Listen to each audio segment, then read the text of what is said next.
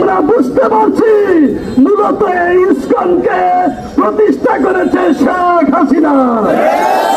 দেশে তাদের গোড়াপত্তনে অর্থনৈতিক সামাজিক সব সহযোগিতা দিয়ে এই ফ্যাসিবাদী হাসিনা তাদেরকে লালিত পালিত করেছে। হাসিনার ফ্যাসিবাদী এই সংগঠন অবিলম্বে নিষিদ্ধ করতে হবে। সম্মানিত ভাইরা, আপনারা জানেন একজন মুসলমানের হত্যার প্রতিশোধ নেওয়ার জন্য আল্লাহ রাসূল মুসলমানদের সৈন্য পাঠিয়েছিলেন।